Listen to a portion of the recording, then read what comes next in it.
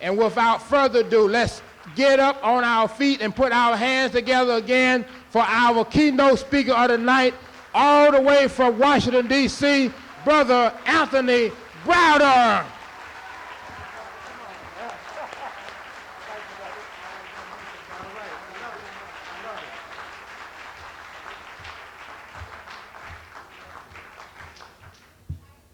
Well. Hotep. Before I get started, Mama, may I speak? Thank you. It is indeed a pleasure for me to be here. My first time to Brooklyn, the first time to the Slave Theater. Hopefully it won't be the last.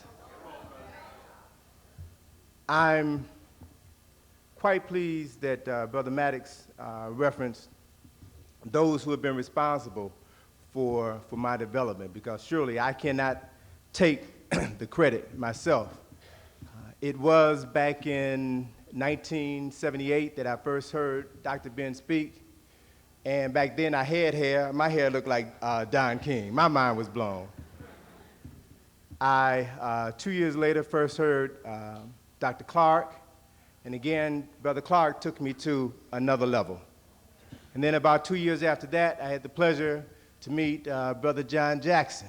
Jackson, who just recently passed. And he took me to another level. And with the guidance of these three strong African men, I have begun to find a true purpose for my life. And until we can find a purpose for living, we're just wasting air.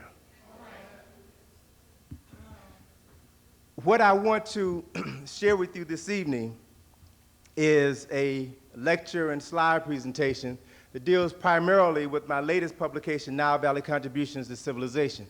Now let me start off by telling you that by training, I'm an artist. I'm a designer by training. I went to Howard University, got a degree in design, advertising design, and so that's my primary interest. It was only after I began to realize, and I went to black schools all my life, graduated from Howard University. It was only, Negro schools, you're right. It was only after I had been introduced to the thoughts of Dr. Ben and John Henry Clark and Brother Jackson and others that I began to realize the extent to which I've been truly miseducated. I realized then that it was my responsibility to begin to control the information that I took into this body. You all are familiar with Brother Carter G. Woodson in his book, The Miseducation of the Negro. Woodson has a saying in that book that I find to be quite personally enlightening for me. Woodson says that every person has two educations, one that is given to him and the other that he gives himself. And of the two, the latter is by far more significant, because everything that is important in a person's life is that which you must seek out for yourself. It constitutes your real and best education. So on the basis of my coming to an understanding, fortunately early enough in my life, my coming to an understanding that I was going to have to assume responsibility for the information that went into this brain, I began to devote my time and my energies traveling first to Kemet with Dr. Ben in 1980, and then going back on several other occasions, having an opportunity to meet with Dr. Clark and sponsoring similar programs such as this in Washington, D.C. So I've had an opportunity to rub shoulders with Sister Shashi McIntyre and Francis Welsing and a host of sisters and brothers who are on the front line, bringing knowledge and information to their people. And as a result of being in this environment, I have truly gotten an education. And so it's my responsibility, as I see it, to do what I can to make this information available to the masses of folk who won't come to the slave theater, who won't watch Listerville Middleton on For the People, who won't buy the books from the brothers and sisters outside. They need the information as well, because they too have been miseducated. So primarily by using my formal training as an artist or designer, one of the things that I have opted to do is to find a way to make the information as visually stimulating as possible, knowing that we are visually oriented people. All right, so find a way to take the graphics and take the design element and take the photographs and to incorporate it into a publication so that our people will want to read the material and then begin to move forward. So it's from that spirit that I have produce my works, and it is also from that spirit that I will share with you my lecture this evening, which is, again, a lecture and slide presentation, which is essentially a comprehensive overview of African history, 6,000 years of African history. It's important that we understand the significance of symbols. We all talk about the Medu Neter, but we need to understand something about the power of symbols to convey quantum amounts of information in minute particles of time. The Asians have a saying that a picture is worth 1,000 words. Now, I dare say that you all will probably forget 70% of what I'll say to you this evening, but the images that you're going to see will stay fixed in your mind for eternity. And I dare say that some of you this evening will probably wake up 2, 3 o'clock in the morning once that melatonin starts kicking in. You'll wake up in the morning thinking about some of the images that you've seen, and these images will unlock answers within your mind. So we've got to begin to understand who we are, not who others said we were, but who we are, and we've got to use all of the means available to us to unlock the chains on our minds and resurrect our African consciousness. You have the tools, sisters and brothers. You've got the means at your disposal to free yourself. What you have to do is to cultivate the interest. And I see this forum as an opportunity to bring sisters and brothers such as myself here to give you the tools necessary to pick the lock on your brain and free your mind. That's what this whole process is all about. So when I deal specifically with the subject matter at hand, Nile Valley contributions to civilization, one of the first issues that I had to address is why there was a need to talk about Nile Valley contributions to civilization. When you truly understand the extent to which we have been written out of our own history, and others have taken our historical accomplishments and claimed them as their own creation, and then used that information to empower themselves, and then later enslaved us and told us that we had never created anything of worth, and they desire in practically every way possible to reclaim the spiritual essence of Africa, while they have effectively brainwashed us into rejecting the essence of who we are. We have the keys to the knowledge. And all you have to do, sisters and brothers, is to train your eye to understand that those keys are all around you. You can take one here, you can take one there, and begin to unlock the various doors in your mind and literally free yourself. It's important for us to understand, again, the extent to which lies have been fabricated, primarily by educational institutions, to marginalize our worth as a people. I referenced on the radio show this morning the Encyclopedia Britannica, which, and let me read to you, I want to give you this exact quote so you can understand the extent of the lies that were fabricated. In the 1884 edition of the Encyclopedia Britannica, they were talking about the Negro, and they said that the Negro occupies at the same time the lowest position on the evolutionary scale, thus affording the best material for the comparative study of the highest anthropoids and the human species. In other words, if you want to study apes, study niggers, because they're more closely related to niggers than any other people on the planet. Scientific documentation. They also went on to talk about why we don't have the intellectual capacity of other races. And again, a quote. They stated that the cranial sutures close much earlier in the Negro than in other races. To this premature ossification of the skull, preventing our further development of the brain, many pathologists have attributed the inherent mental inferiority of the blacks, an inferiority which is even more marked than their physical differences. What they were saying, scientifically, was that the cranial sutures of your skull, the three pieces of your skull that come together, begin to fuse together at the onset of puberty, around the age of 13 or 14. And by the time the Negro reaches the age of 19, those cranial sutures have fused shut, thereby preventing the Negro from learning anything else after the age of 19. So if you haven't gotten all there is to get by the age of 19, you out of luck. This lie was used to justify our enslavement. And we have to understand that it is a lie. More importantly, we have to begin to use every means at our disposal to uncover the lies and to enlighten ourselves to assume our rightful place in history. So when we study the Nile Valley is significant because it represents the oldest evidence of the development of culture. By culture, I mean writing, science, philosophy, architecture, mathematics, medicine, engineering, you name it, it was developed in the Nile Valley before there was a Europe. And so what had to happen was to remove the Nile Valley from Africa, remove Egypt from Africa. And so in the 1940s, they came up with this notion that Egypt is in the Middle East. So whenever somebody tells you this lie, you got to stop and ask the question, if Egypt is in the Middle East, then where's the Middle West? Where's the Middle North? Where's the Middle South? We've got to begin to understand, sisters and brothers, that we are in a war. We are existing in a state of war. It is unlike many wars that we're used to. They're not bombs bursting in the air, and we don't see the rocket's red glare.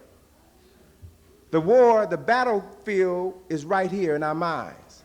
And whoever controls what you think, particularly your perceptions of the past, will be able to determine your quality of life today, and more importantly, the quality of life for the next 3 generations. Why 3 generations? You see, because what you know, you're going to pass on to your children. And your children will pass on to their children. And their children will pass on to their children. So if you have not taken a stand to challenge the lies, and you will continue to perpetuate this miseducation process, which is going to affect the quality of life of your great-grandchildren. This is a serious dilemma that we're confronted with, sisters and brothers. But we're at a crossroads, a very important crossroads in history, where we have the ability now to change things almost instantaneously. Through lectures such as this, through books, through audio tapes and videotapes, there's more information available today about African people than at any point in time within the last 500 years. You can change the world tomorrow. But you must begin here. You must begin here. So let me begin by going into the slides. Let me just jump right into it. And hopefully, as I hope is the tradition, we'll have some time at the end of the presentations for some questions and answers. In terms of just sharing with you the images, I'd like to, brother, can you kill that light? I'd like to begin with this image because it's important. This is an ad that you'll generally find in many publications during the month of February, so-called Black History Month. It was an ad that was published by the now defunct corporation, Eastern Airlines, that states a historical truth. And that truth is, before there was American history, there was Black history. And they accurately portray that Black history as ancient Nile Valley history. The only problem is, the only time you'll find ads such as this is during February. The only place you will find ads such as this is in so-called Black publications. Jet, Essence, Ebony. You'll never see an ad such as this in Time, in Life, in Newsweek. It is as if we are the only ones who are supposed to know this story.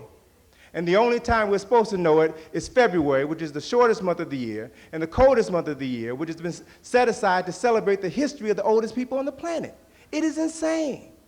So we have to begin to understand that every day is an opportunity for us to celebrate our history and our culture. We must see and understand the reality that history is a weapon that can be used in your mental liberation. Next slide, please. Again, when we talk about the Nile Valley, we talk about the development of architecture.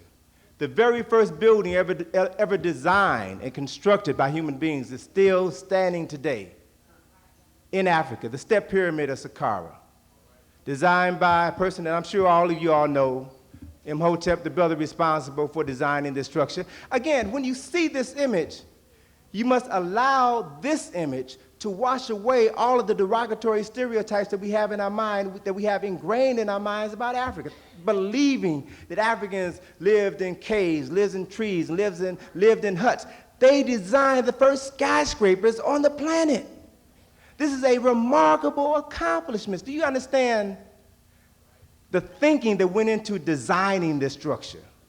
The engineering that went into cutting the stones and placing the stones together. Can you imagine the coordinated effort it took to transport the stones, to manage the crews necessary for constructing this? We're talking about an architectural marvel, sisters and brothers, that we don't see anywhere else in the world. Next slide. It's also important, can you give me some focus on that too? It's also important to identify certain faces with specific points of time in history, particularly now that folk want to claim that Egypt was this multicultural environment. It was after it had been conquered by the foreigners, and that was very late in the history of ancient Kemet. Thousands of years after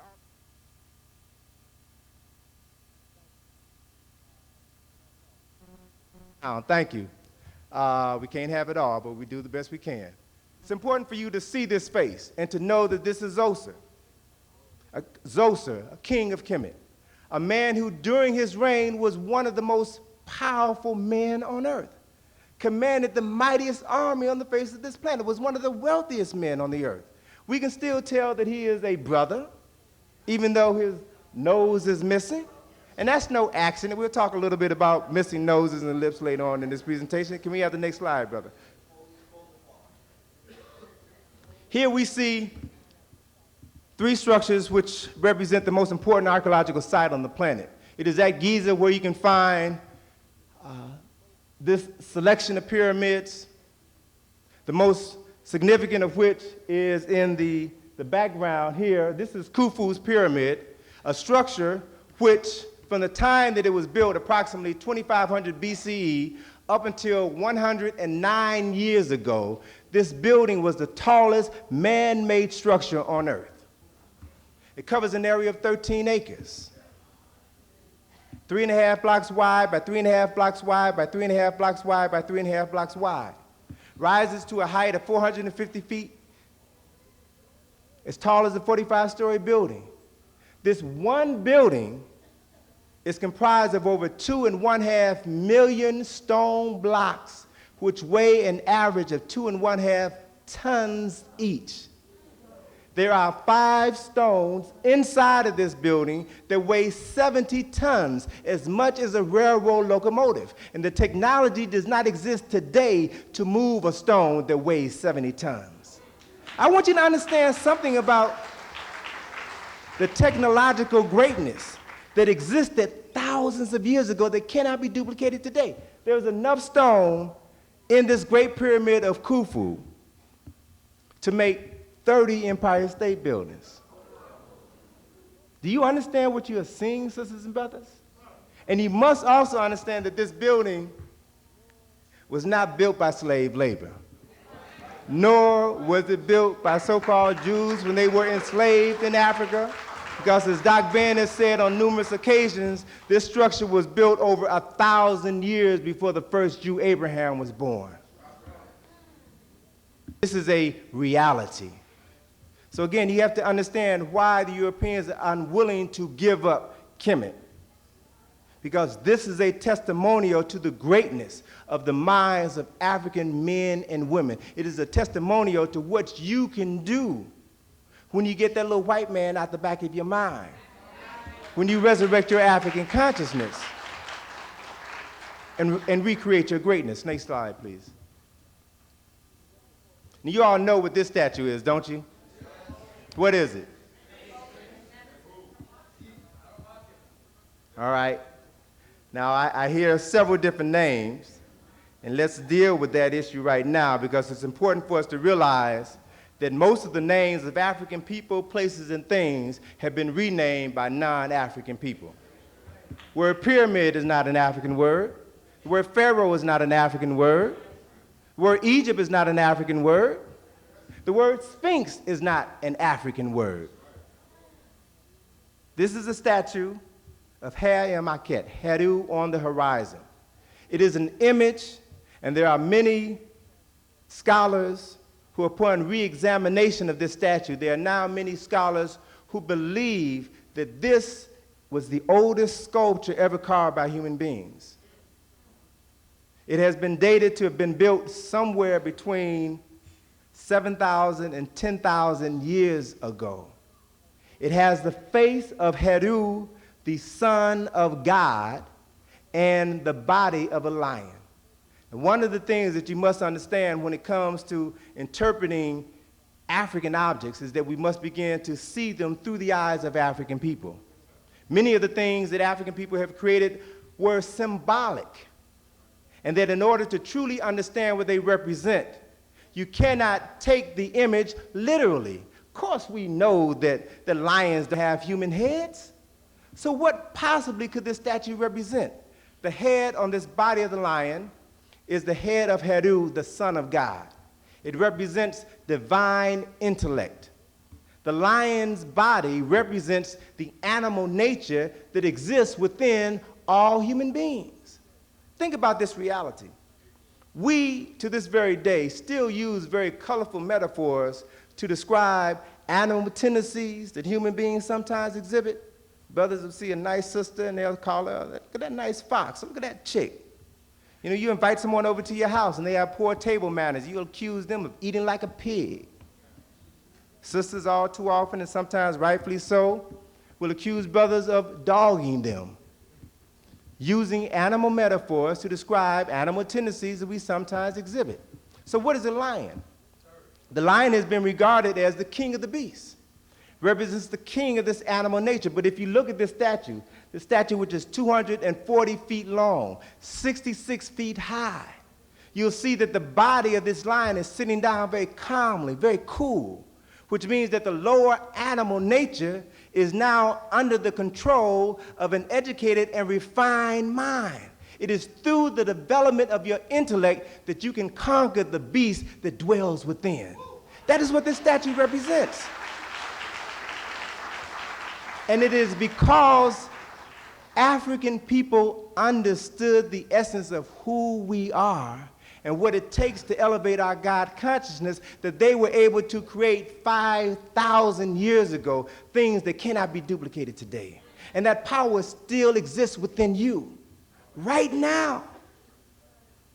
Next slide, please. Here's a close-up of that face. Her-Maket, the face of the statue, 13 feet, 8 inches wide. It is the head of Heru, the son of the resurrected God, Asar. It's also important for us to understand the reality, as I heard someone mention in the audience, that it is no coincidence that this statue is missing its nose and its lips.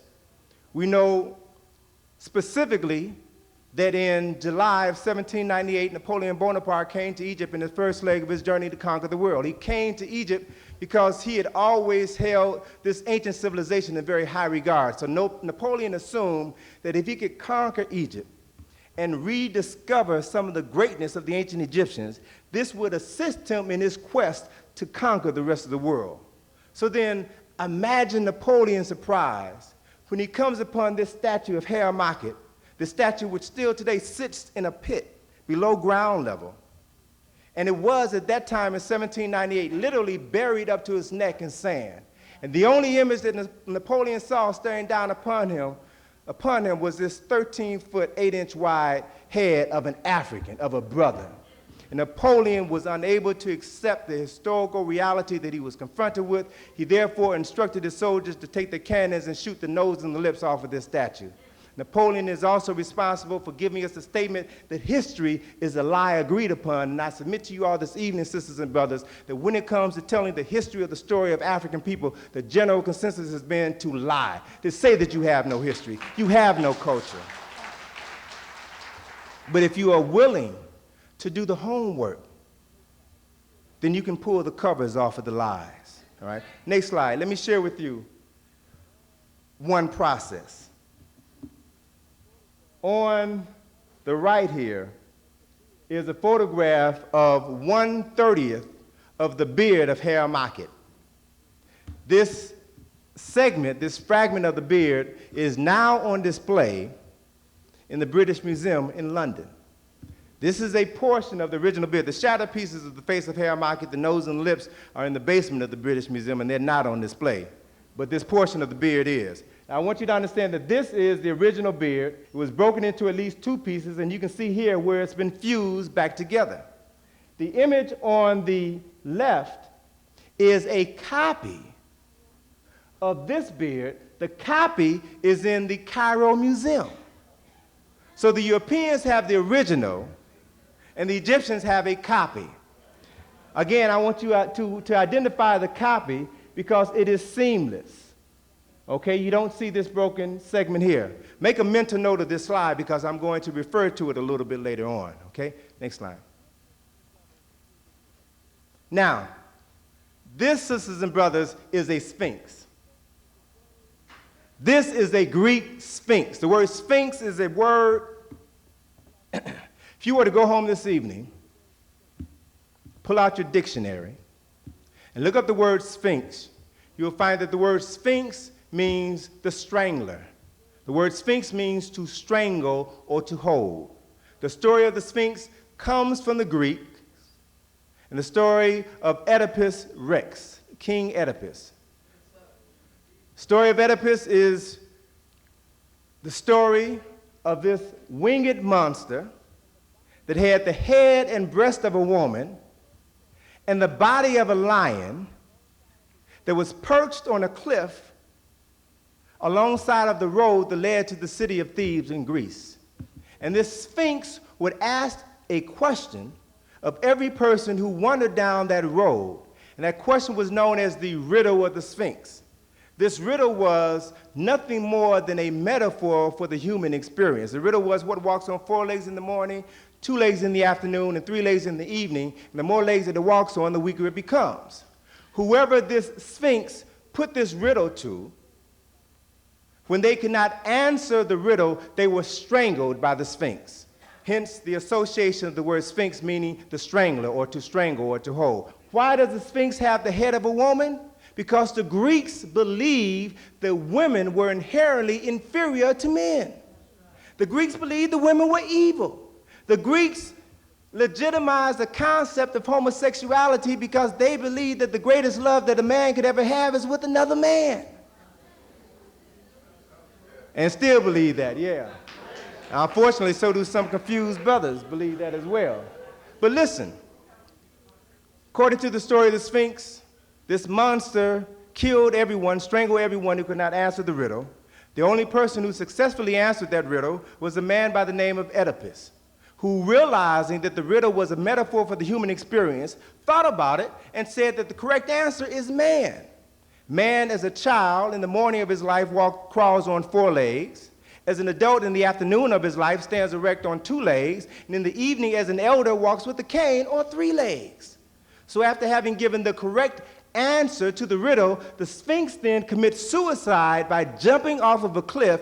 Oedipus then goes into the city of Thebes, where he proceeds to murder his father, marries and has sex with his mama. Now this is the Greek interpretation. And to this very day, those psychiatrists who follow Freud's line of thinking have classified a psychological disorder called the Oedipus complex, and they mistakenly believe that every man wants to have sex with his mama. That's European garbage. That's nonsense. I want you to take note here of another reality. Brother, can you fine-tune this slide again?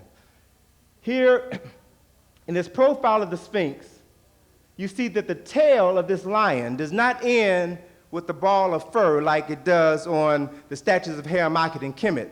The tail on this Sphinx ends with a serpent's head.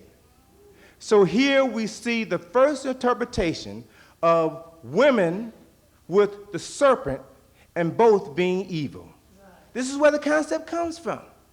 And it's also important to understand that even today in the medical profession, they describe muscles in the body that restrict the flow of something, they call them after this statue. They call them sphincter muscles. The pupil of your eye is a sphincter muscle.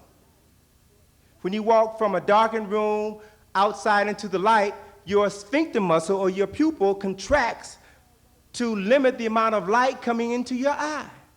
You all right now are sitting on a sphincter muscle, an anus. And if you could think about it from another context, what the Europeans have successfully done is taken a symbol that represents the Son of God and have reduced it to an asshole.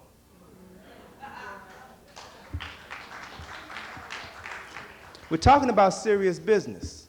We're talking about understanding the need to begin to reevaluate everything that impacts upon our lives. Everything that impacts upon our lives. Next slide, please. Now, I spoke earlier about Heru. This is his daddy, Asar. Asar, the first individual in the recorded history of humanity, the first crucified Savior, the first resurrected Savior. The story of Asar and his wife, Aset, and their son Heru is the first story of a trinity. See, because after Asar was murdered, his spirit came back and impregnated his wife, Aset, who was a virgin. And then 9 months later, she gives birth to their son, Heru, who was born coincidentally on December the 25th, the same date as his daddy. This is a story that was written by African people over 4,000 years before the story of Jesus the Christ. Those of you who travel to Kemet can see these scenes painted on the temple of Luxor. You can see these scenes carved on the Philae temple. You can read the writings. You can see it for yourself. Next slide. That's Asar. This is his wife, Aset, and their son, nursing their son, Heru. We know them all now by their Greek names, Osiris, Isis, and Horus. But it's important to realize that this statue here is the prototype for the Madonna and Child. The prototype. There were thousands of these images which were carved in the Nile Valley. They were later taken throughout the world. It's also important for us to understand that after Kemet was conquered by the foreigners, during their initial stay in Kemet, they worshiped these African gods. It was only later when they began to return home, they realized that they couldn't take African gods back to their European brothers and mothers and fathers, so they Europeanized these African gods. In the next slide, we see the Greek interpretation of this couple. The next slide, please, brother. We see the Greek interpretation of Aset and Heru now as Isis and Horus. After the Romans ran the Greeks out of Egypt, the Romans also worshiped the African gods, and just as their Greek predecessors could not take African gods back home with them, so they Latinized Isis and Horus. In the next slide, we see them portrayed as the Madonna and Child. Next slide, please. So this is the image that we mistakenly accept as the real story of the Madonna and Child, when it is, in fact, nothing but a pale imitation, literally, nothing but a pale imitation of an African original. Next slide. Now, in terms of understanding the depth of the knowledge which came out of ancient Kemet, we've got to begin to realize that one of the reasons used to justify our enslavement was the fact that we were heathens and had no concept of God. It was the Portuguese who first sanctioned our enslavement. It was the Pope who deemed us as soulless individuals, who stated that it is through our enslavement that we would have an opportunity to know God, and if we are good slaves, maybe we will go to heaven. Well, I want to share with you an image, a scene, that can be found in numerous temples and papyri in Kemet. A scene that is referred to as the weighing of the soul. It is one of the first images of the resurrected Savior, Asar, seated on the throne of judgment, making a determination whether or not the soul that comes before him will go to heaven or to hell. All of these steps are carefully identified, and let me walk you through them. Here we see the image of the soul that comes before Asar. We see that this image is dressed in white because for thousands of years before the world was turned upside down, white was the color associated with death. White represented the absence of the life principle. And you all know this. I mean, subconsciously, I'm not telling you all anything new. Think about this next month, on Mother's Day, when you go to church. If your mother is alive, you will wear a red carnation. If she is deceased, you will wear a white carnation. Because we still know, that white is the color associated with death. Nothing racist about it, it just represents the absence of life. Black is the color associated with life. Life comes from blackness. So here we see the soul of this man, dressed in white, standing before two dual images of Ma'at. Ma'at is the counterpart, the wife of Jehudi. Ma'at represents the principles of truth, justice, righteousness, balance, harmony, and reciprocity. We see the symbol associated with Ma'at, the ostrich feather here in her hair. We also see the brother clutching the ostrich feather to his chest. In the next part of the scene, we see Impu and Heru standing before the scale of Ma'at. It is at the scale of Ma'at where on one side of the balance we see the feather. On the other side of the balance we see a symbol which represents the heart of the deceased.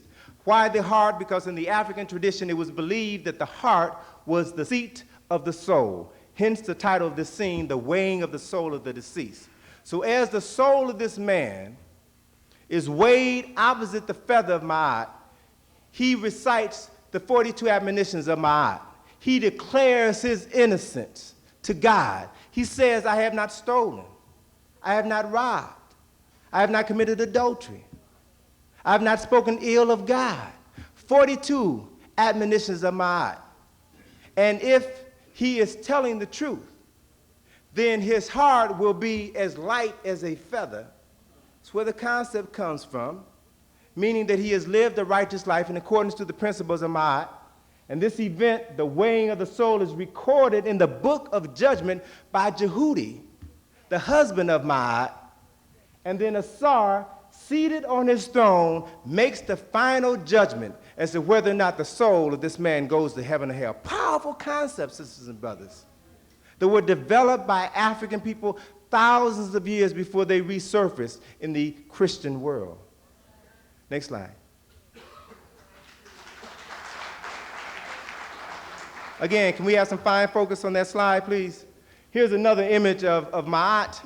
Now, I want to play the role of a psychiatrist for a second. You know how when you're in therapy, trying to put the pieces of your life together, psychiatrists will sometimes show you images and will ask you what memories those images jar. So I want you to look at this image of Ma'at. See the ostrich feather in the hair, you see the ostrich hands and the wings. Look at that image. What memories does it bring to your mind? What thoughts does it trigger? The ego. Native American.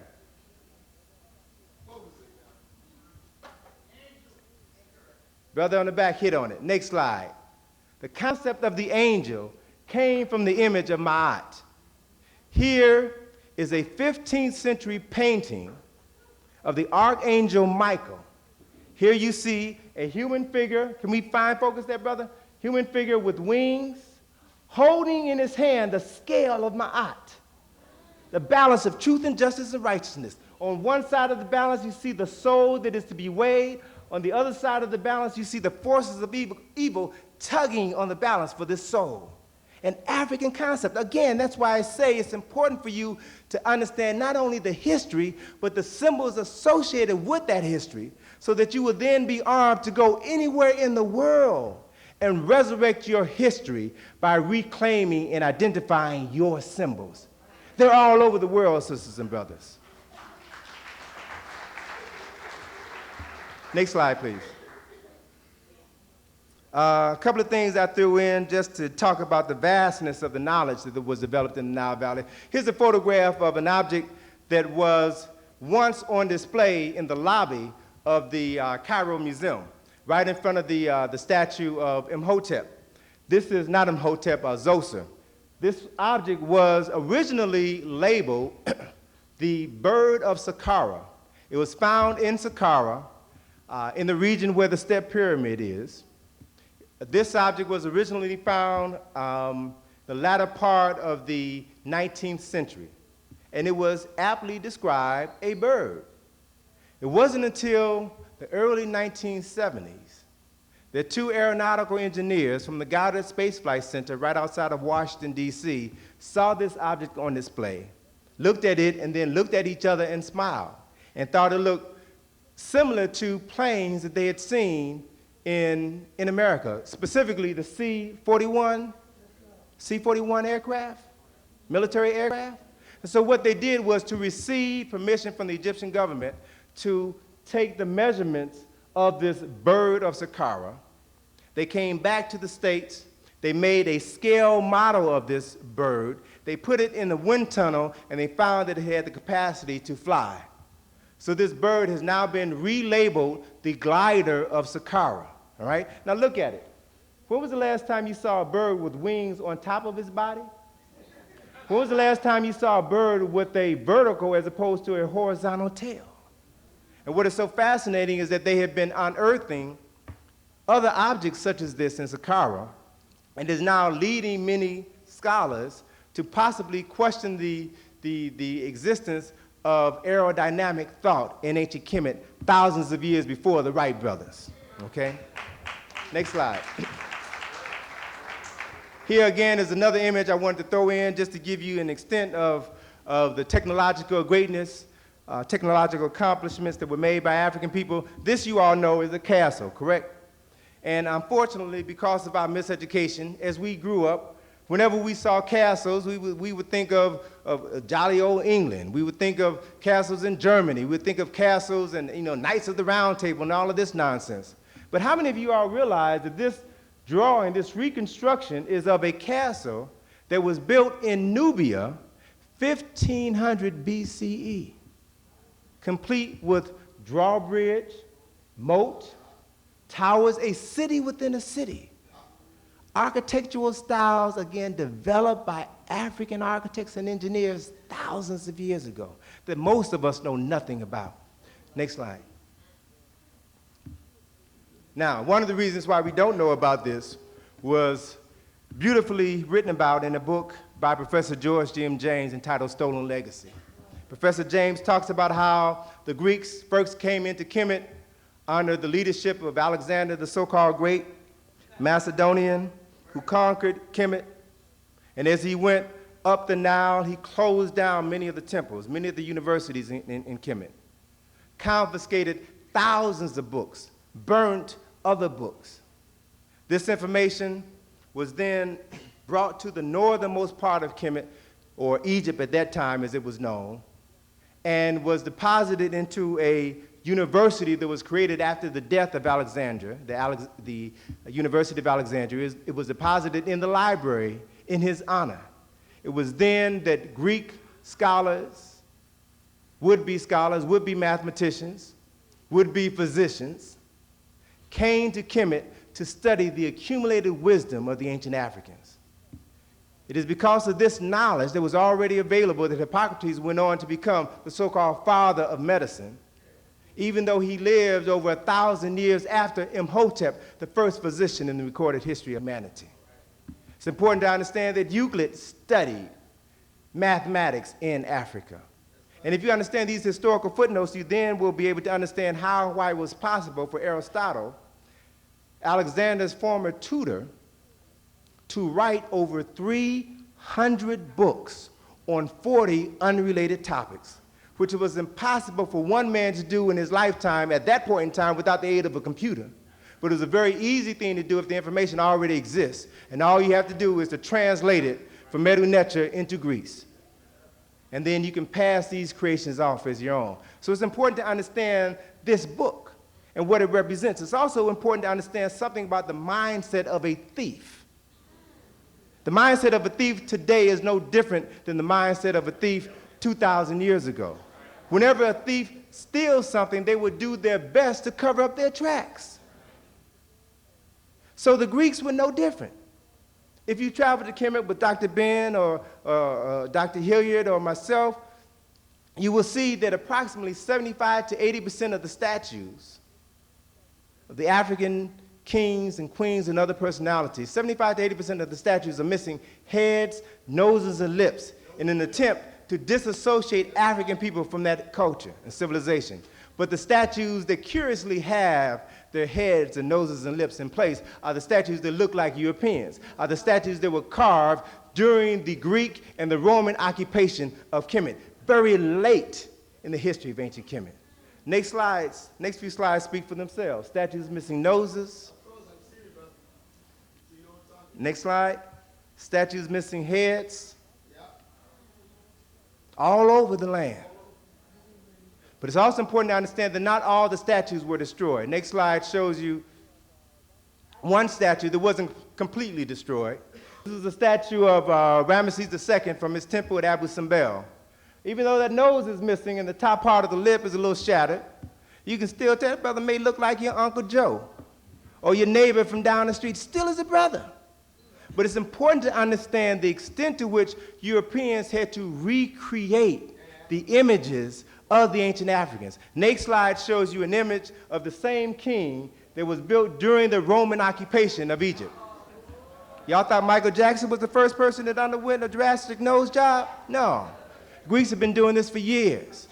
And this process continues to this very day. The next slide we see National Geographic, 1966, gave us this image of a Caucasian Ramesses. Now we know that these people were African. So how can this institution dare to portray him as Caucasian? They can do it because we let them get away with the lie. You have to challenge them at every turn. See, because they're not going to stop. They're going to continue to claim everything that is yours, as long as you continue to let them get away with it. The next slide shows you this same process, the Europeanization of Africa. This is from, believe it or not, from Ripley's Believe It or Not. 1983 says here the Pharaoh Ramesses II, who ruled Egypt for some 67 years from about 1292 to 1225 BC, often rode into battle with a trained lion which fiercely attacked his foes. That statement is true, but the portrayal of Ramesses as a Caucasian is a lie. Here you see Ramesses as a Caucasian fighting Africans. Ramesses was an African. He did fight other Africans, but he also fought Asians. There's a very famous battle, the Battle of Kadesh, which is painted on the entrance to the temple at Luxor and the temple of Abu Simbel, that describes his battle in Asia, fighting Asians. So if you don't know your history, sisters and brothers, you all will not be able to exercise the option that Mr. Ripley gives to you when he tells you to believe it or not. You won't know what to believe. Next slide. Now, remember the image of the two beards of Haremachit? And I showed you how to discern the original from the copy. I want to do the same thing with this image of Nefertiti. Now, I ran across this image at a bookstore in London, directly across the street from the British Museum. It is a German publication. This is on the cover of this publication. As we know, the bust of Nefertiti was an unfinished sculpture that was found on the floor of an abandoned artist studio. It was never finished. It was unlabeled. So the German Egyptologists who discovered it didn't have the faintest idea who it was. They just assumed it was Nefertiti. Assumed that it was Nefertiti. So this image was doctored up, and I want to show you how to identify the fact that this is the original image of Nefertiti. You see here a crack that runs down the entire crown, runs past the ear, which explains why the ear is damaged. It also extends down beneath her neck, which means that this statue was originally broken into at least 3 different pieces. You see here a gash above her eyebrow. You see here a hole in her ear where an earring once was. This is the original bust of Nefertiti. Now, sisters and brothers, what the Germans did is the same thing that the French have done, the same thing that the English have done. Whenever they find something that's a little bit too black, they'll take it in the back room and they'll doctor it up. Copy. But also what they did in making this copy was to lighten the skin and then make the nose and the lips smaller than the original. So we have to understand what has been happening to our history, to our culture, and to our images over thousands of years. Next slide. Now, I want to take you back to this temple of Ramesses II in Luxor, and I want to focus your attention specifically on this object here. This is called a tekken. Many of us know it by its Greek name, an obelisk. This is a symbol that was created in Kemet, a symbol that was designed to represent the resurrection of Asar. Remember I told you earlier, and you all should be familiar with the story, Asar was murdered and was later resurrected. And so this symbol here, the tekken, came to represent the resurrection of Asar. There were at one time over 1,200 of these structures throughout all of Kemet. Wherever you saw there was at one time 2 of these structures flanking the entrance to this particular temple.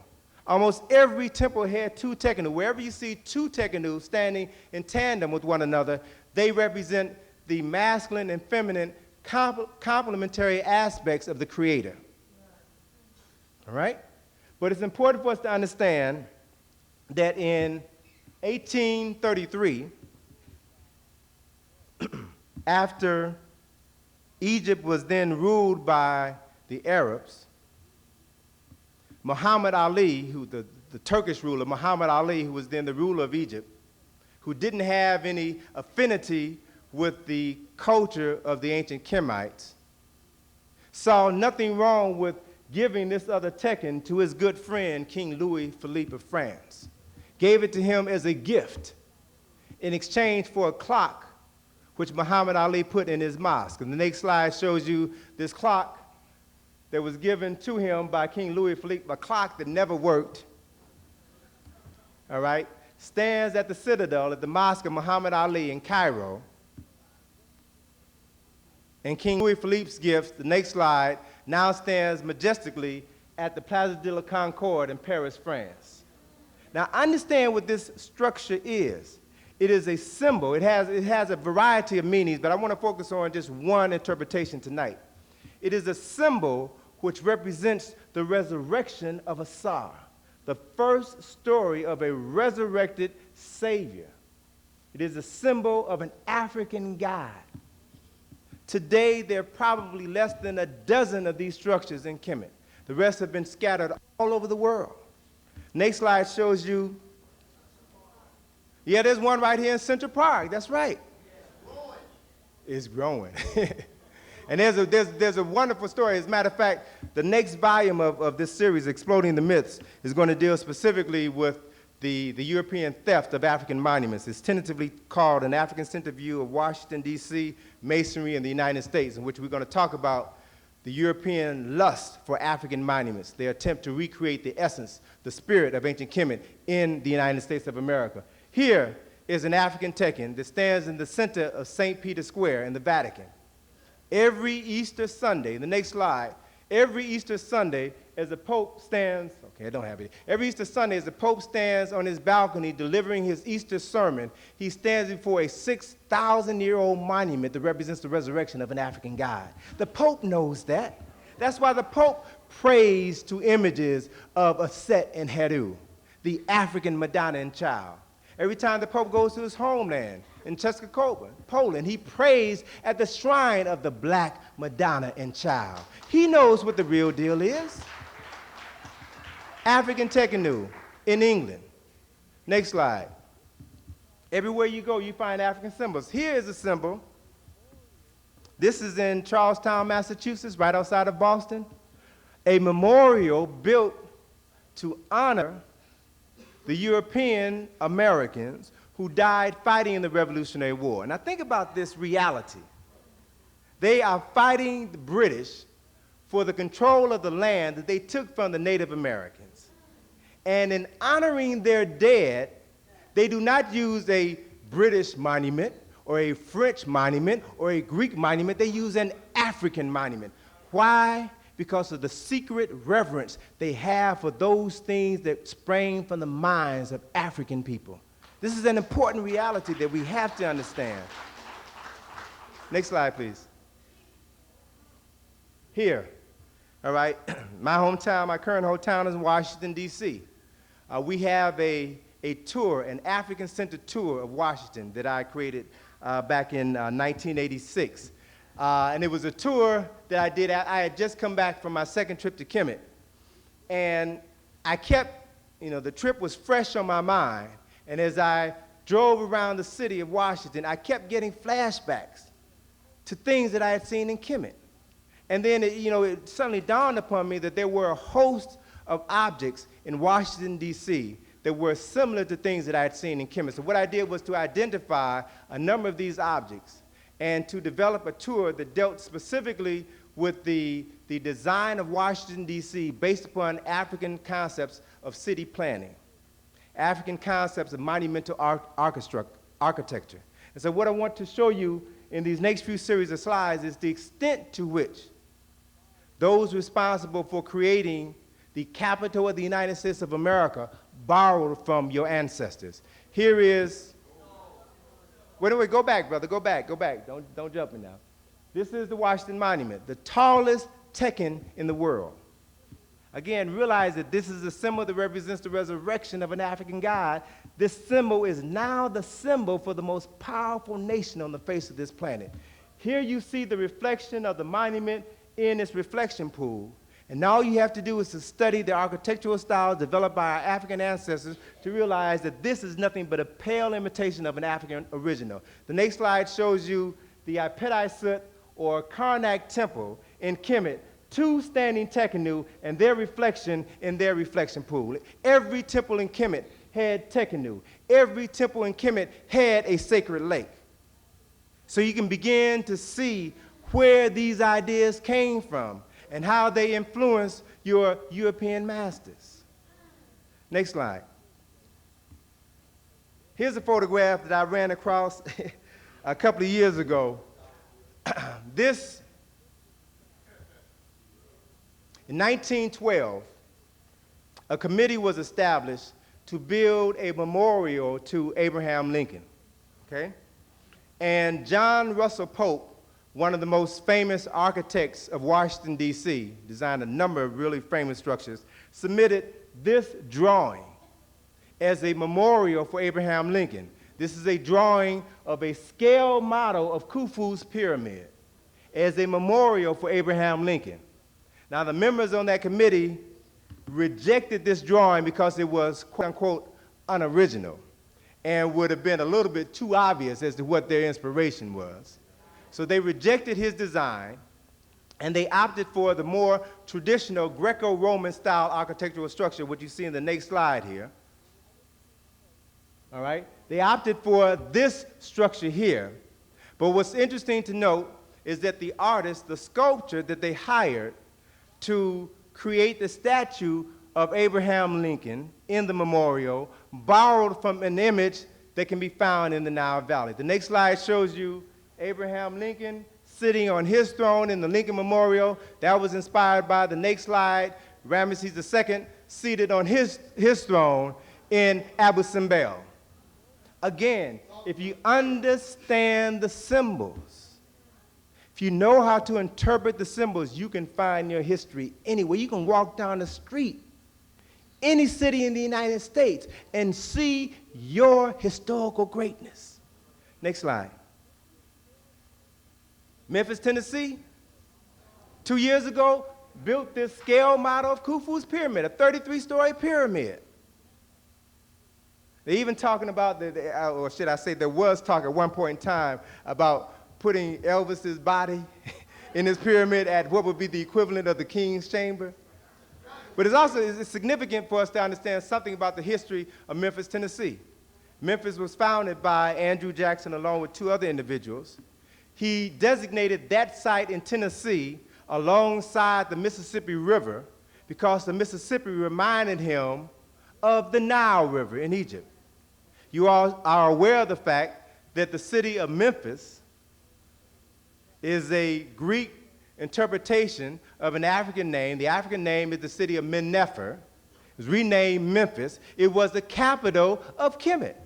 It is where the king of Kemet lived in his palace, his royal palace, which was called the Double White House. Okay? So Andrew Jackson built Memphis, Tennessee. Memphis, Tennessee, to this very day, has a sister city relationship with Memphis and Kemet. If you were to go up the Mississippi River to my home state of Illinois, you'll find at the tip of Illinois an African city named Cairo, Illinois. They got that southern twang. It should be Cairo, but they call it Cairo, Illinois.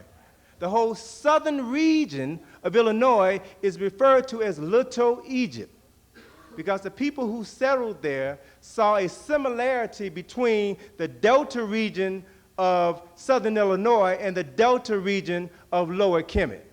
In this region of Little Egypt, you'll find the city of Thebes, the city of Luxor, you'll find Lake Ramesses, you'll find Lake Egypt, a host of cities that were renamed after Egyptian cities. Next slide. San Francisco, California, you'll find pyramids. Again, I want you to understand how we have inspired people throughout the world and what these structures actually represent. The next slide, please. One of the pages in my book deals with this whole concept of architecture, in which I trace the origins of the Doric, the Ionic, the Corinthian, the Etruscan, and the Composite columns of Greco-Roman architecture are nothing but variations of a theme that were developed in the Nile Valley 2,000 years before the birth of Greece. All of these styles can be traced back to our African ancestors. You see these styles, the Ionic, specifically the Ionic and the Corinthian columns, adorn most of the buildings in New York, in the world. This is an African-inspired style. Next slide, please. Here's a photograph of Imhotep, the world's first multi-genius, individual who is also referred to as the world's first Christ. Understand the meaning of that word. The word Christ means the anointed one who is endowed with certain talents and abilities. The first physician, the first architect, philosopher, prime minister to the king Zoser, a man worthy of his title. Next slide, please. These are symbols that came from the Nile Valley. The caduceus is a symbol that can be found in ancient Kemet, a symbol associated with Imhotep, the original father of medicine, a symbol associated with Jehudi, who is the netcher of medicine. Jehudi represents the process of divine articulation of speech. He was a netcher of science and writing and medicine.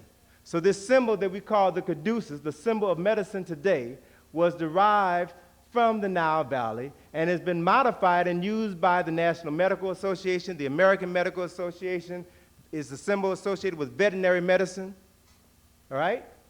Associated with dentistry. The RX symbol for pharmacy. The RX symbol for pharmacy was introduced to Europeans by the Roman physician Galen in the 2nd century, who used to write prescriptions for his patients in Medu Neter. All right, so the RX symbol comes from the Achit eye, or the eye of Jehudi, the eye of the Neter associated with medicine. The symbols are everywhere. Next slide. The gods, even the gods of Greece and Rome, can be traced back to their African counterparts. And what I did here is to show you just one example. Here we see the Roman god Mercury, who was copied from the Greek god Hermes, who was copied from the African god Jehudi.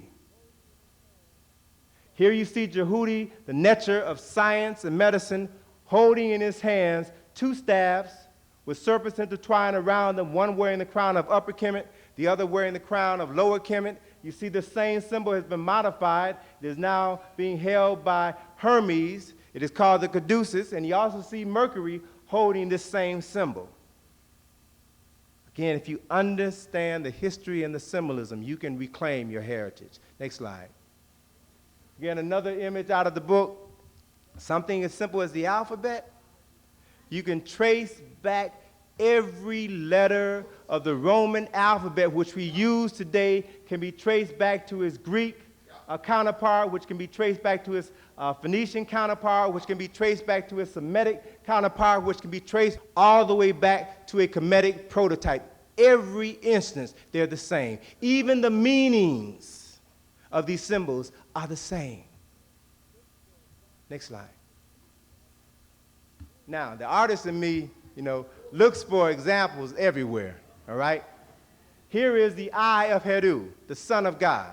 The right eye of Heru, the eye of the falcon. The eye of the falcon is important because the falcon flies above the earth, has keen vision. Falcons are birds of prey which have over 1 billion vision cells in their eyes, in contrast to humans that have approximately 1.5 million vision cells. So falcons represent, like God, the ability to see everywhere instantaneously, keen insight. And so the eye of Heru was modified and used as the symbol for the logo for CBS. I just discovered this past summer that it was a brother at CBS who designed this logo and later quit after they refused to pay him for his creation. This symbol represents the lens of the camera, which, like the eye of Heru, the eye of God, has the ability to see everywhere instantaneously and to transmit that information in a matter of seconds. The same concept was incorporated into the logo for HBO. Hollywood Pictures uses a modified version of Haymarket and the sun for its logo. And there are many corporate entities in America and throughout the world that have embraced elements of African symbolism, of Nile Valley symbolism, and they will never give you credit for that. Next slide.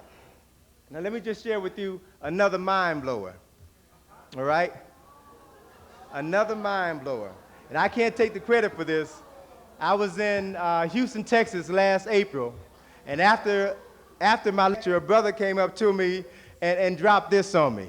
He said, "Man, have you seen the image of Ptah?" The image of Ptah is exactly the same as the image of the Oscar. The Oscar is the highest award that is given by the National Academy of Artists and Craftsmen. All right? Ptah was the patron god of Meneptah, the city of Memphis. He was the patron god of artists and craftsmen. All right? They didn't even bother to change the concept. They didn't even change the pose. Our images, our culture is everywhere. That's why they don't want you all reading this stuff. That's why they don't want you all coming to these lectures. That's why they don't want you all teaching this stuff in the classroom. Next slide, please. Here. The front of the Great Seal of the Great Seal of the United States. Again, another important reality is that when this country was founded, 1776, when the quote-unquote official birth date of this country, 1776, They established a committee to design a great seal that was to represent the heart and the soul of this nation. There were 3 committees that met over a 6-year period from 1776 to 1802. Nope. Yeah, 1782, all right? 3 committees that met to determine everything that is incorporated into this seal that you see before you. So I want you to understand from an artist's perspective, I want you to understand that everything that you see on this seal has a meaning. It is there for a specific purpose. You all may not understand the purpose, but it doesn't mean that it doesn't have some significance for the people who created it. So if you look at this symbol, you'll see that the reverse of the great seal has an eye, which is the eye of Heru, the eye of God. You see here a pyramid. Now let me ask you a question. Where are pyramids? Any pyramids in France, Germany, Scotland, Ireland, Switzerland, Nova Scotia? The only place you'll find pyramids is in Africa. There's approximately 72 pyramids in Egypt, about 15 pyramids in the Sudan, and about a dozen pyramids in Ethiopia. The only other place outside of the continent of Africa where you'll find pyramids is in Mexico. And those of you who are familiar with the writings of Dr. Ivan Van Sertima know that Africans from the Nile Valley navigated the Atlantic Ocean somewhere between 600 and 400 BCE, 900 and 600 BCE, and brought with them knowledge of pyramid building, stone construction, math, and science. Wherever African people have traveled in the world, they've left their mark. They have built civilizations. They have not destroyed them as others have. So understand what this symbol means. It is the symbol of greatness. So when those responsible for creating this nation chose to pattern themselves after great nations in the past, they had to look to Kemet. It's also important that you understand how to interpret this symbol. Let me just take a moment to run this past you, because if you were to tour the Department of State where this symbol is displayed, the guide there would tell you that the pyramid here is comprised of 13 courses of stone, which represent the 13 colonies which form one nation in the year 1776, which is inscribed in Roman numerals at the base.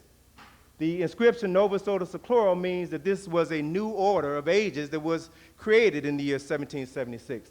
The eye above the pyramid represents the divine eye of providence. The inscription Anua Coeptis means that God is pleased with the creation of this new nation. Now that is the official Department of State interpretation of this symbol. But now, if you understand that this is an African symbol, if you know how to interpret the symbol, and if you also correctly interpret the Latin, you will get a deeper meaning of the symbol. Novus Ordo Seclorum, the word novus means new, the word ordo means order, the word seclorum means secluded or hidden. So it represents the new secret or hidden order, which was founded in the year 1776, that was based on knowledge and information which came from Africa. The eye above the pyramid and the inscription Anua Coeptis. The word annuit means annual. The word coeptus means unlimited wealth. So the unlimited wealth that this nation received was not due to the blessings of God, but to the fact that they kidnapped the descendants of the people responsible for creating this structure and used them as a free labor source for over 400 years. If you ain't got to pay somebody for 400 years, you will become wealthy. That is what this symbol represents. The front of the Great Seal. Brother, can you focus that again? The front of the Great Seal is a symbol of the eagle, the symbol for the United States of America. And again, this symbol is symbolic. Every component in this symbol means something. It means one thing to you, it means something else to the people who designed it. If you study this symbol, you'll see that the eagle has on its chest a shield with 13 stripes. It has in one claw an olive branch which has on it 13 leaves and 13 berries. It has in the other claw arrows. It has in its mouth a banner with the words E pluribus unum, which is comprised of 13 letters. It has above its head a cluster of 13 stars. In total, the number 13 is repeated 13 times on the dollar bill. So a question that you have to begin to ask yourself is, what is the significance of that? particularly if you've grown up in an environment that tells you 13 is an unlucky number. Friday the 13th is an unlucky day. Most theaters don't have a 13th row. Most buildings don't have a 13th floor. So if 13 is an unlucky number, why is the history of this country linked to the number 13? If you study something about the people responsible for developing this country, they were Masons. And Masonry represents nothing more but an attempt to recreate the educational system of ancient Kemet. You'll begin to understand that they had a different interpretation of numbers. Numbers are a language unto themselves. Every number represents profound concepts and ideas. For example, the number 1 has always been associated with God, the Creator. The number 2 represents man and woman who comes from God. Number 3 represents the union of man and woman, which creates a child, the Trinity. Every number represents something profoundly significant. The number 12 represents the completion of a cycle, as in 12 hours of day and 12 hours of night during the time of the equinox represent a complete day. 12 months represent a complete year. The number 13, therefore, represents the process of spiritual transformation. That is, the number 12 represents the completion of a cycle. The number 13 represents the energy from that completed cycle moving into a higher spiritual state. That is why this country was founded with 13 colonies. That is why the slogan that was used during the Revolutionary War was the spirit of 76, the spirit of spiritual transformation. Look at your history, and you see examples of it throughout your history. Jesus the Christ had how many disciples? 12 plus Jesus. King Arthur had how many knights in the round table? 12 plus King Arthur is every Christmas. Those of you who celebrate Christmas will sing a song about 12 days of Christmas, and the 13th day is January the 6th, which is celebrated by Catholics as the day of the Epiphany, or the day of the spiritual transformation of Jesus the Christ. So 13, there's nothing unlucky about the number 13. It represents a different way of seeing reality. What's the significance of the birthday to this country?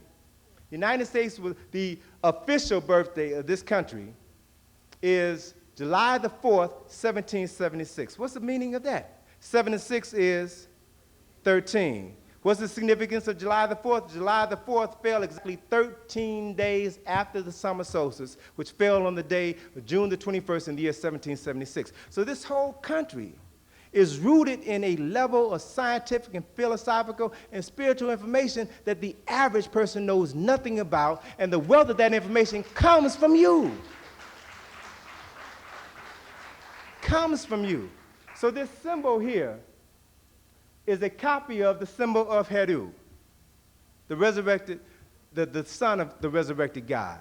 And if I were a patent attorney taking the United States to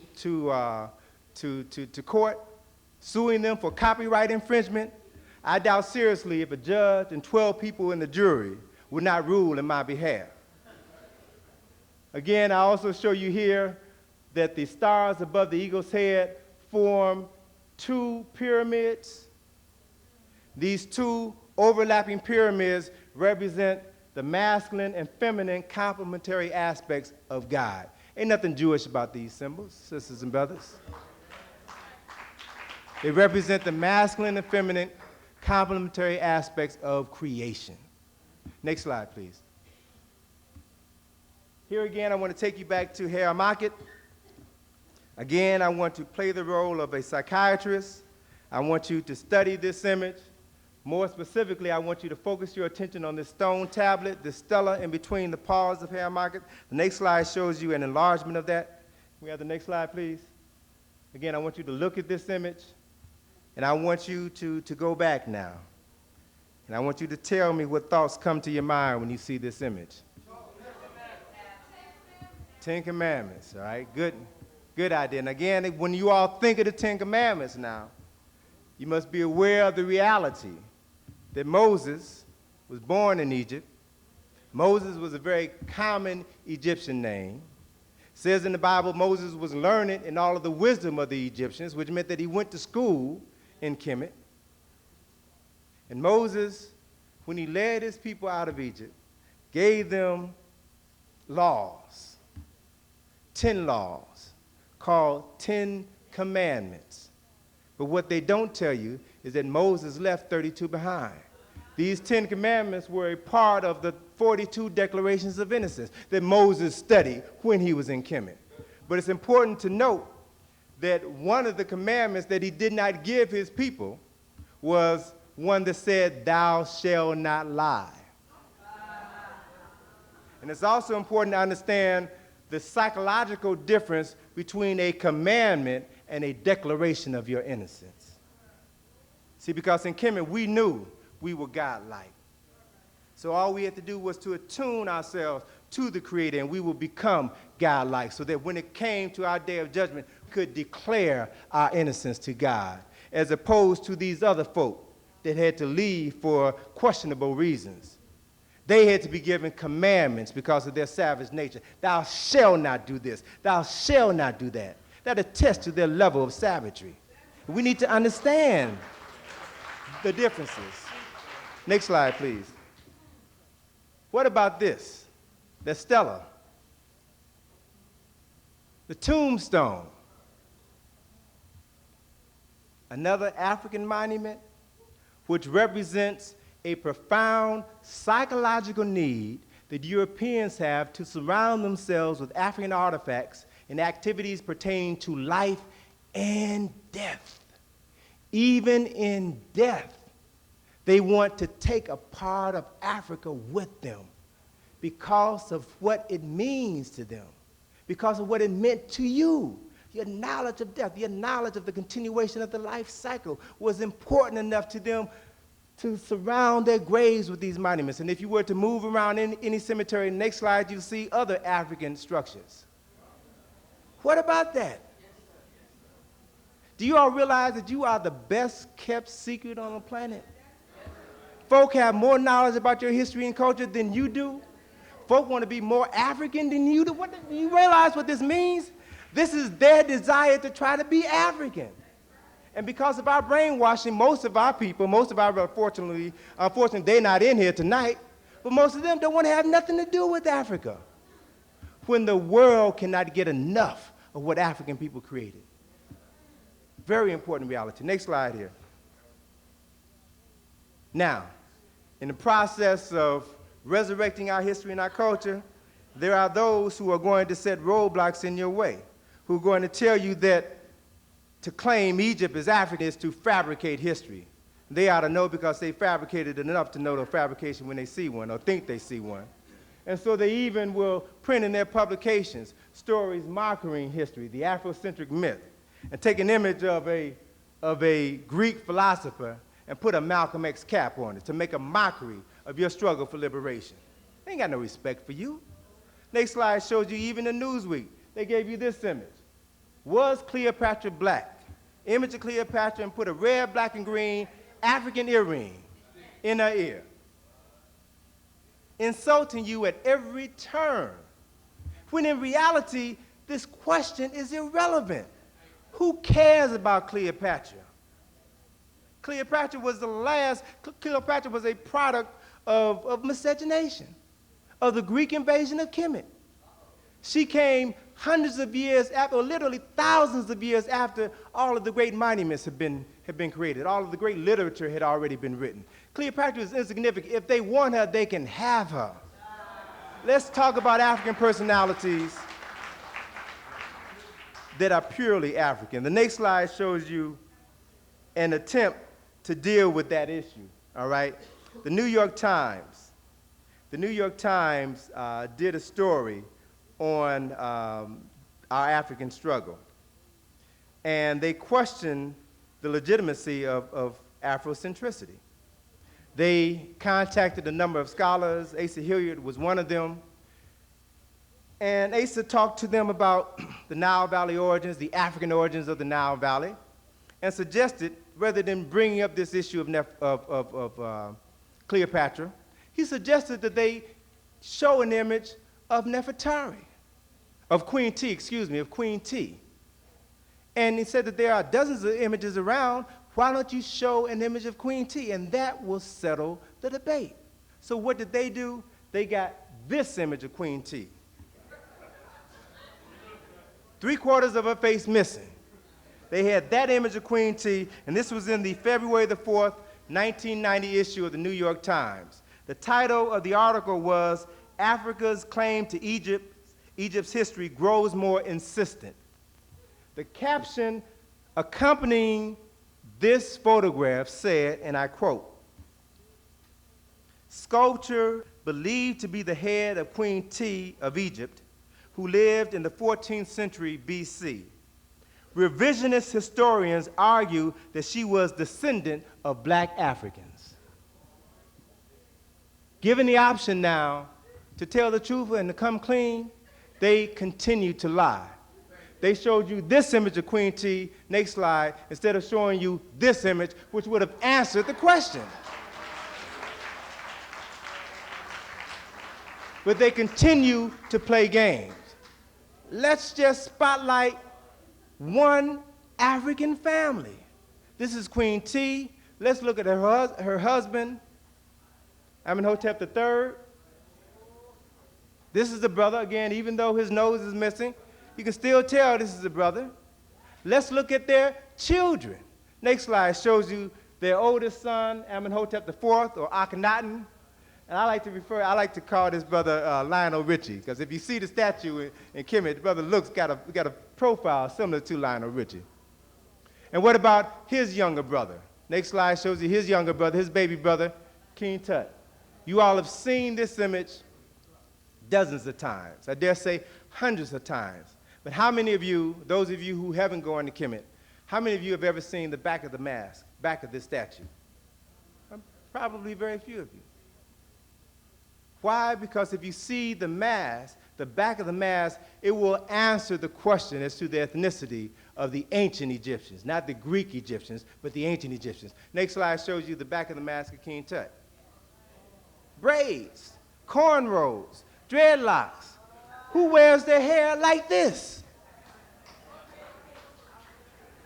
Next slide shows you other images that you will find of African kings, other hairstyles. You never see these images when they talk about the ancient Egyptians.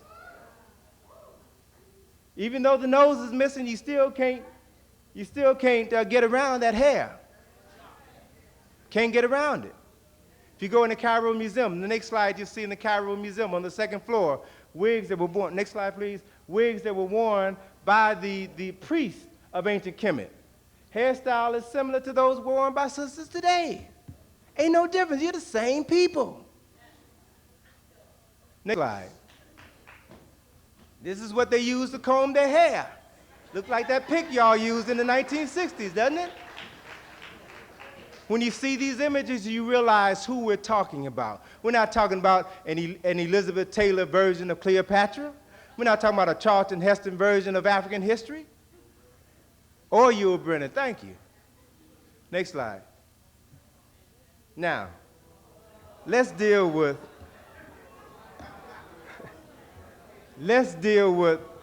a very important reality.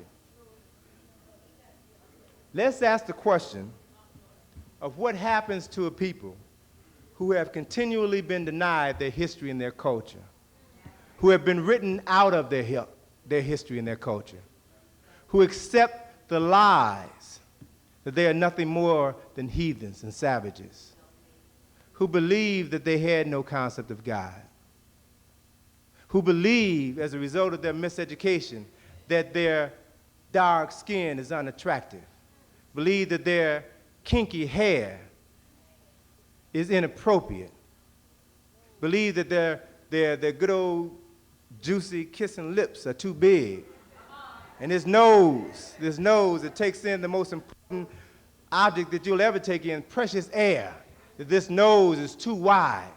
And if you buy into the miseducation over periods of time, then you will believe that you are worthless.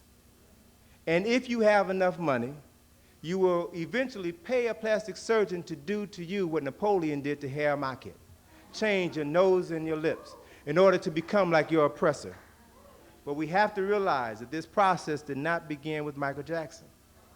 There are numerous entertainers that supposedly have made it, but have lost a portion of their mind in the process of crossing over. Okay? Next few series of slides will share with you this reality. Here we see Patti LaBelle before her change. The next slide, this is Patti after.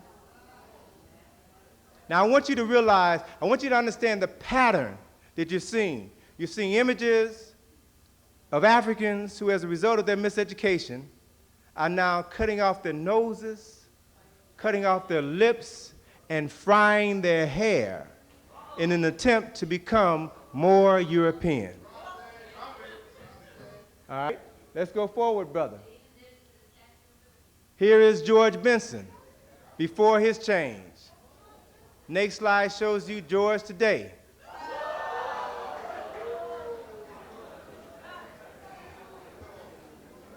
Next slide. Stephanie Mills. Stephanie Mills before. Next slide shows you Stephanie after she saw the Wiz, right? Next slide shows you Michael Jackson when he was a normal human being, when he exhibited normal human behavior, when his friends were other human beings and not chimpanzees or drug addict white women. All right. Michael when he was a normal human being. Next slide shows you Michael after reconstructive surgery on his chin 3 times, plastic surgery on his nose 4 times after he's had his cheekbones surgically heightened, his eyes surgically widened, permanent mascara tattooed around his eyes. And you all can remember back in 1984, 1985, when he got a little bit too close to the hot lights and that electricity caught his jerry curl on fire. So we've got to realize what happens to our people who buy into the lie, who try to become something other than what God created.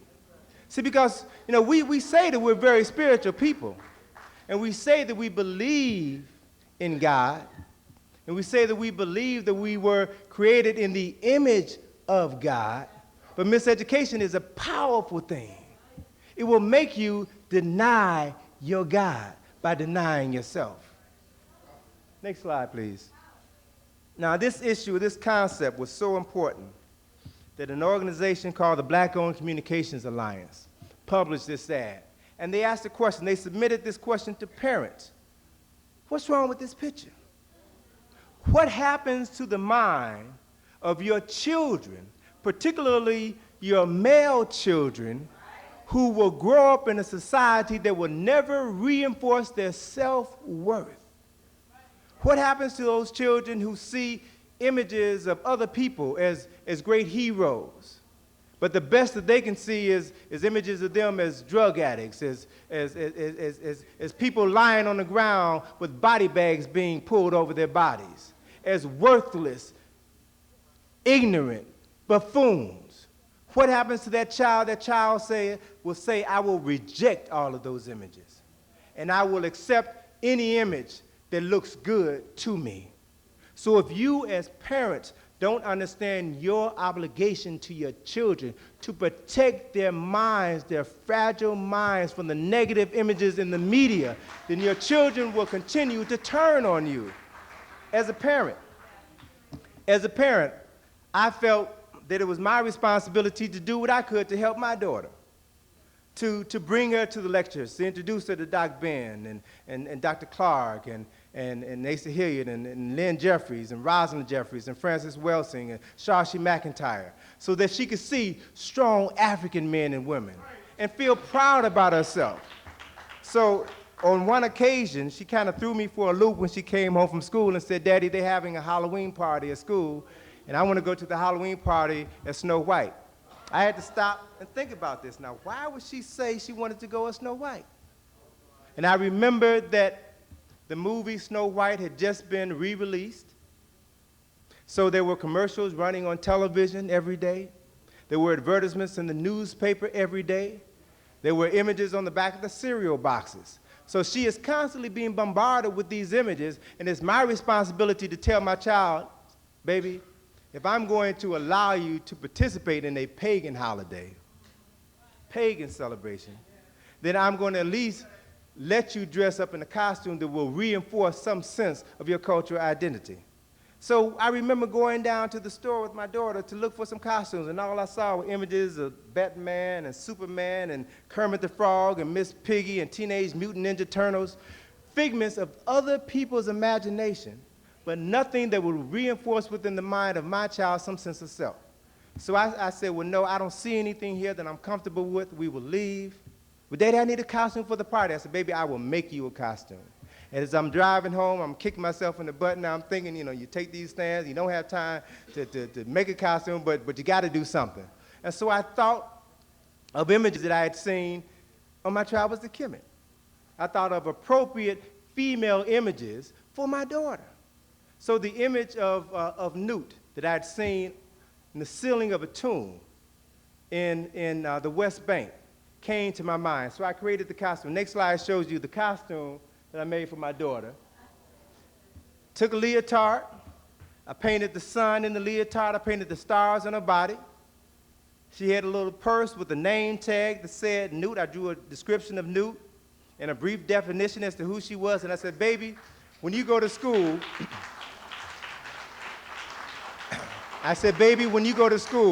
for that Halloween party, don't let anybody call you Nut. You are Newt, and you represent an African goddess. All right? Next slide shows you the inspiration for that and why this scene is so powerful, why we need to realize that there are images all around us that we can take, that we can modify to use for our own personal interests. Here's a painting of Newt that shows you this African goddess with her feet and her hands touching the earth and her body stretched across the sky. This is an image of Newt representing the nighttime sky.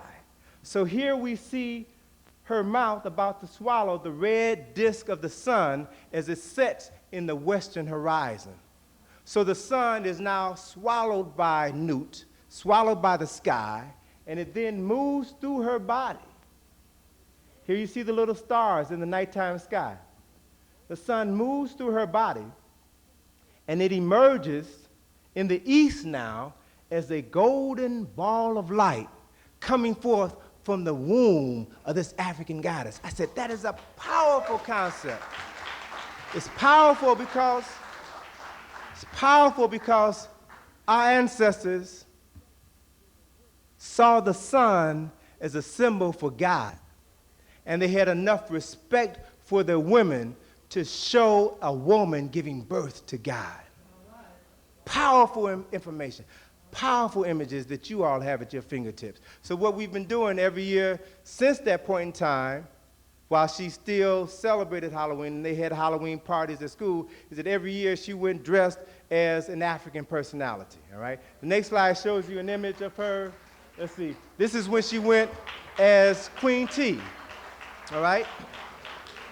Won first prize at the Halloween costume at school, all right? And what's so interesting is that as a result of our exchange, there are other sisters and brothers who are now coming to school, Halloween, dressed as African person. I saw a little brother come in one day as Imhotep, the first architect in history, all right? Queen Nzinga. We've got, see, stop and think about it. Why, what person in their right mind would allow their child to go out of the house dressed as a witch, dressed as a monster, dressed as Freddy Krueger, and then you wonder why your children are acting like beasts? You reinforce that madness. You have an opportunity every day to give your children something that they can hold on to, something that will allow them to resurrect their African personalities. I took my daughter to Egypt with me on one of my study tours in 1989. I took her because I wanted her to see what I had seen. I didn't want her to wait until she was 28 years old to begin to see the truth. I wanted to understand why Daddy was spending so much time traveling over in Kemet or traveling, lecturing to different people. And so what we did was, when we came back, my daughter was 8 when she made that trip to Kemet. And so what we did when we came back was to sit down and write about her experiences. And the end product was my daughter's book entitled My First Trip to Africa. All right? We made an extended homework assignment of that book. Worked on it every evening. We talked about what she had seen. We talked about why we went to Kemet. We talked about how we got there. We talked about what she did when she got back. And as a result of having written that book, my daughter, who is now 10, she was 8 when she wrote the book. My daughter now lectures. She's lectured with Dr. Clark in Cleveland, Ohio 2 years ago. She travels all over the country talking about her experiences as a young author. And so,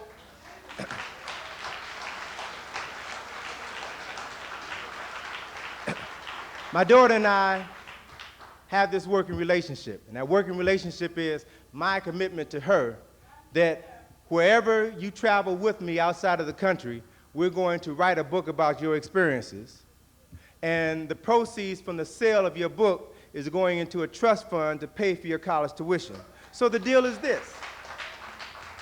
It's very simple. Allow my daughter to keep 10% of the sales of her book, 10% of the honorariums that she receives, and she uses that money to pay for school-related expenses. She doesn't go out, don't buy no Nintendos in my house. You take that money, you want to take piano lessons? Okay, baby, you can take piano lessons. Your piano lessons cost $10 per half an hour, but you have got to pay for your piano lessons with the money that you earn. So there's no better feeling that comes over her at the end of that half-an-hour piano lesson when she reaches into her pocket and pays her piano teacher with her money, all right? So the deal is that we're working on our second book now. We went to West Africa this past summer, Ghana, Senegal, Gambia, and the Ivory Coast. We're working on our second book, which we'll have out by Kwanzaa, the end of the year. And the deal is by the time my daughter is 17, by the time she's ready for college, she'll have at least 6 books to her credit and $100,000 in the bank. Very realistic. I'm teaching my daughter the reality that she does not have to go to school to get a job. I'm teaching her she is a job. That is the reality, and that's how we've got to deal with our youth. Next slide, please. This issue is so vital. Let's have the lights, please. Let me kind of bring things to a close. This issue is important for us because, as I stated earlier, we're fighting for our lives. We're fighting for the lives of our children. We have a responsibility to see to it that they are properly educated. The information is available to you all. The information should be available to our children in the classroom. You're tax-paying citizens of the United States. Your money pays for those schools. So you have a right to insist that the books that are now available outside on the tables that the vendors have are books that need to be in the classroom, need to be taught to your children. We had an interesting experience with my daughter's book. A woman who lived in Bowie, Maryland, a suburb of Washington, D.C., gave a copy of my daughter's book to her 10-year-old son. This brother went to school, did a book report on my daughter's book, turned it in to the teacher. The teacher later reprimanded this 10-year-old brother in front of the entire class and told him that his book report was unacceptable because it was entitled My First Trip to Africa, and the book report was about Egypt, and everybody knows that Egypt is not in Africa. 2 years ago. Fortunately for this young brother, he had a parent who was truly interested in his education. And when the son told the mother what happened, the mother came up to school, and I don't have to tell you, she went off on the principal, she went off on the teacher, she gave them both a history lesson and a geography lesson, had the teacher apologize to her son in the classroom, and insisted that it never happen again.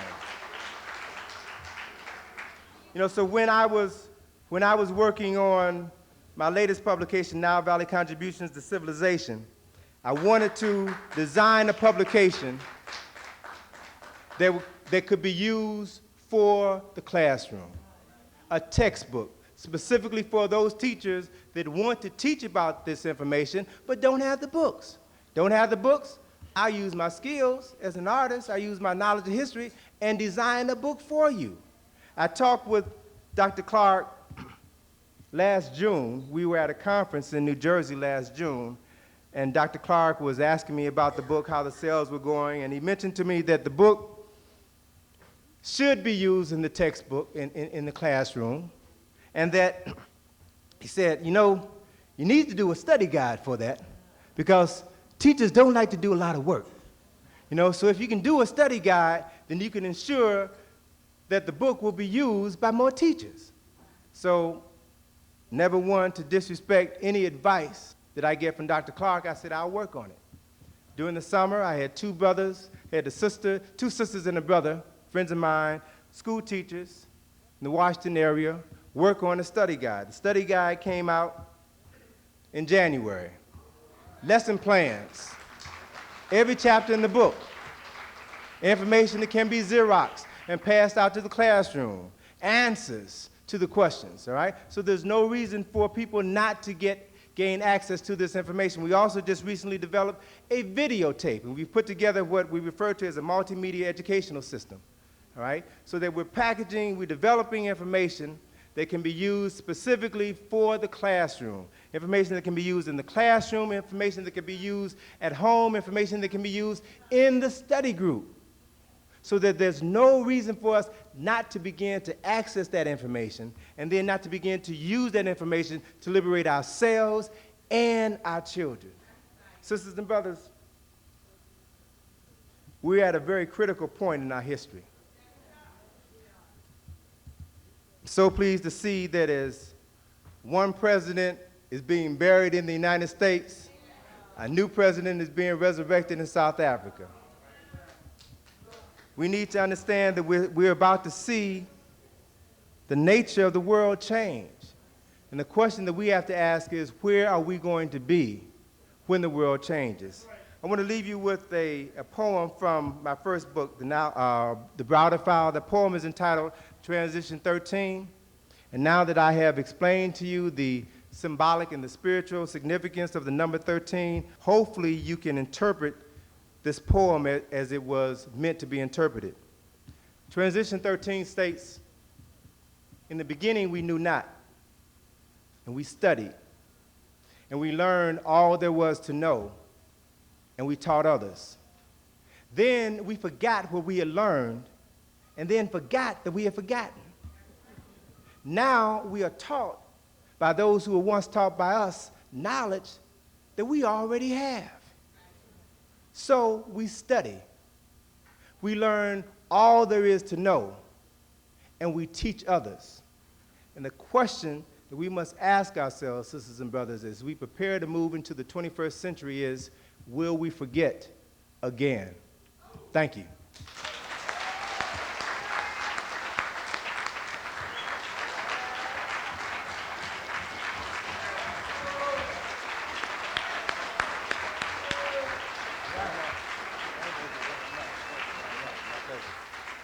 Get these things out the way.